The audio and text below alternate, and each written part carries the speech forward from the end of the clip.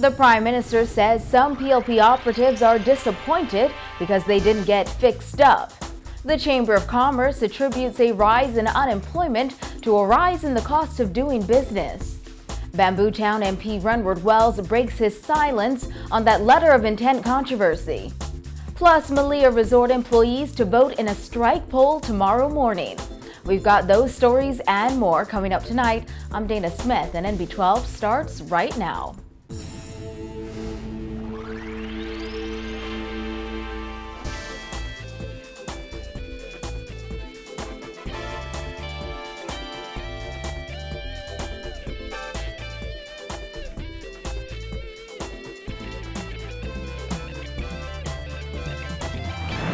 Topping news tonight amid harsh criticism of his leadership and his party's performance since taking office in 2012, Prime Minister Christie admits there are some political operatives who are disappointed because they didn't get fixed up. However, he says he still believes in Bahamians, insisting they will have a very different view of his government over the next 18 months. Bonnie Toot reports.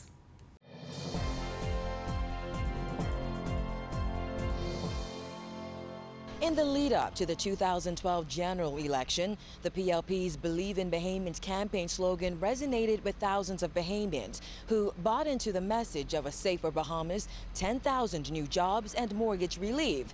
Asked whether he feels his party has lived up to its promise to believe in Bahamians, Prime Minister Christie says it's a work in progress, but admits some operatives aren't too happy about not getting fixed up.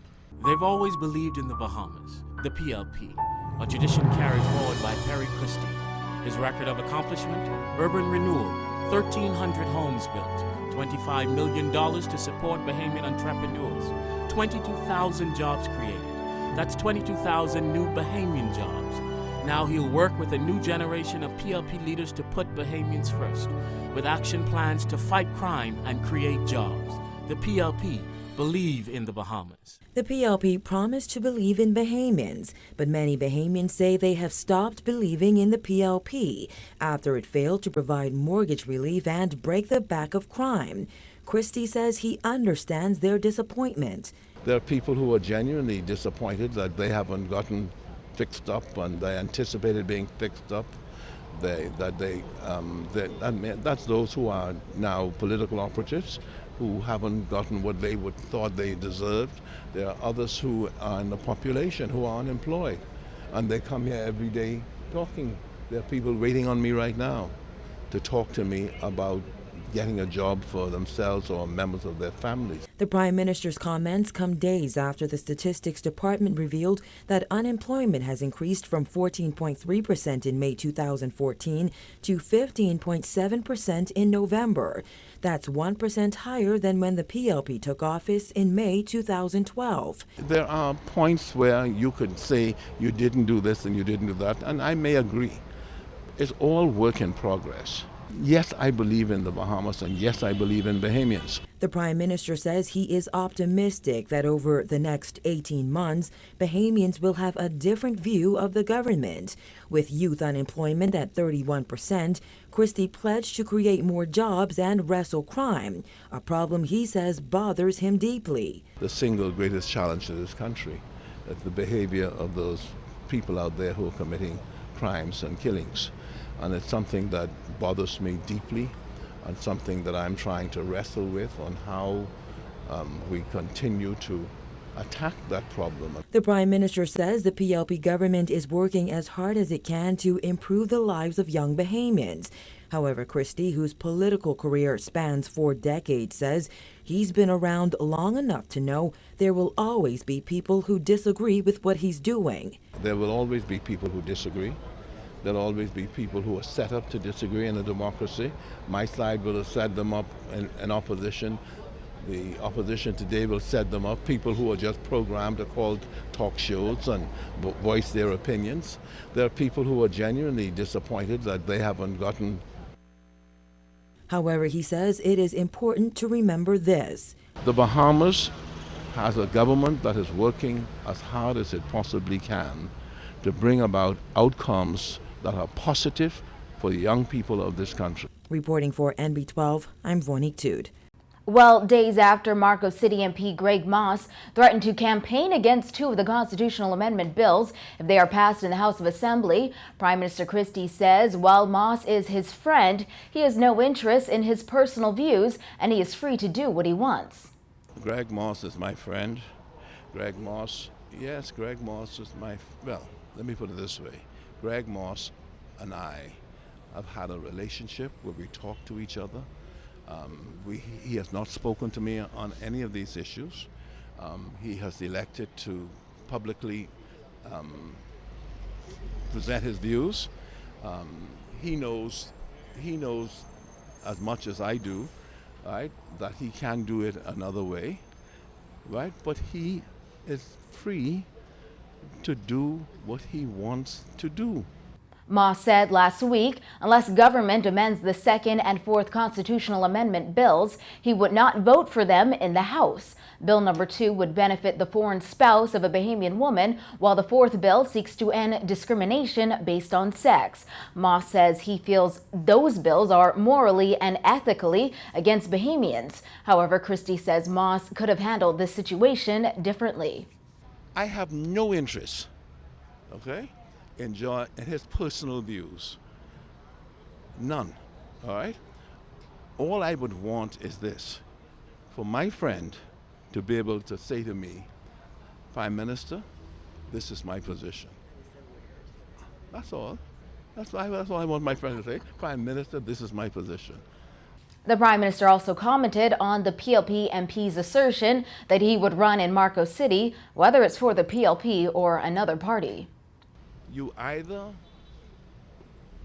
meet the requirements of the party by dealing with it like other people do, or you go and you deal with it in a way that you feel is best for the people you represent.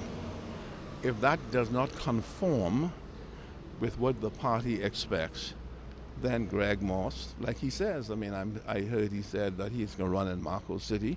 It doesn't matter who he runs or what he runs. And so that's true too.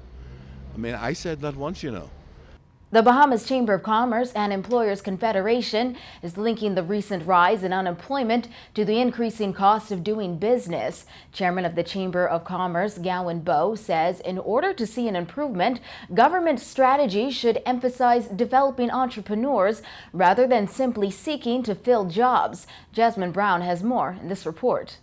Bowe says as the Bahamas Chamber of Commerce sees it, the only way for unemployment to decrease is for the partnerships between the government and private sector to increase. The latest labor force survey indicates the unemployment rate increased from 14.3% in May 2014 to 15.7% in November 2014. Since May 2012, 8,850 net jobs were added to the economy. Bowe said the results of the survey are concerning for the BCCEC, as it indicated the need for greater economic growth and activity in order to absorb the growing labor force, which stood at 201,040 people in November 2014, compared with 197,335 people in November 2013. It shows that the number of employed persons increased, which is a positive sign. However, the number of people in the workforce increased at a faster rate. So effectively, the unemployment rate increased, not the number of unemployed people. And so from that perspective, we certainly are highlighting that it means the economy is not growing at a rate fast enough to absorb the new persons entering the job market. It obviously indicates that at that point in time, you had more people leaving school or coming back from university, etc., that have not yet been able to find employment.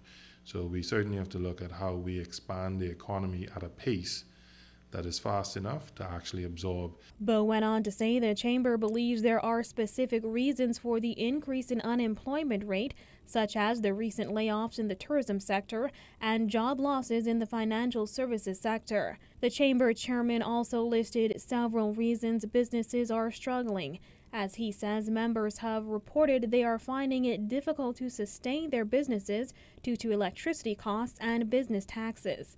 Businesses will tell you that's a mortgage they didn't know they had, that now the cost of energy is such that when places like our major resorts are saying that they're paying anywhere between $5 and $6 million a month, our major retail grocer is saying paying near $700,000 a month.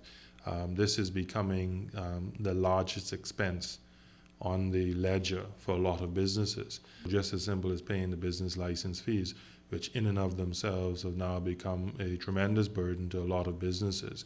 There have been a lot of reports into the chamber that business license fees now have taken firms from a profit position into a loss position.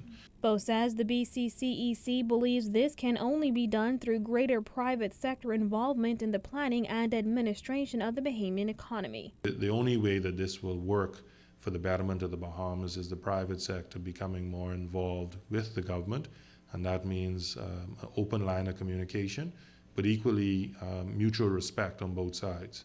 We don't have to agree on all points, but we certainly should be seen to be more than speaking to one another or speaking at one another.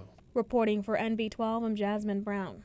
Employees of the Malia Nassau Beach Resort will tomorrow vote in a strike poll, the latest in the ongoing dispute over the removal of automatic 15% gratuity at the hotel. Bahamas Hotel Catering and Allied Workers Union Secretary General Darren Woods said the union hopes members will vote to strike, and the resulting yes vote will give the union some leverage in negotiations with the hotel. This will be the ballot that we would offer to the members, and they could decide whether it's yes or they could decide whether it's no. What does the union want them to decide? Well, listen, we never go into anything expecting to lose. I'm gonna put it here like that. We don't ever go into anything expecting to lose. So we want them to come in, vote their conscience, and listen, we want them to say, see. Union members are upset over a decision by hotel officials to remove an automatic 15% gratuity from the food and beverage bill of some Malia hotel guests. According to Bahamar, employees' gratuities will be held in escrow until the union and the resort negotiate a new agreement. They've been in talks with government in a bid to arrive at some conclusion.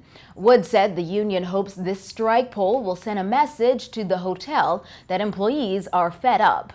If we are successful, let me rephrase that, and I want you to know, when we are successful, we are prepared to sit down and truly negotiate, because they're holding something, right? We don't have anything. Then we'll have something. Okay? You got, we have. Now let's see what goes from there.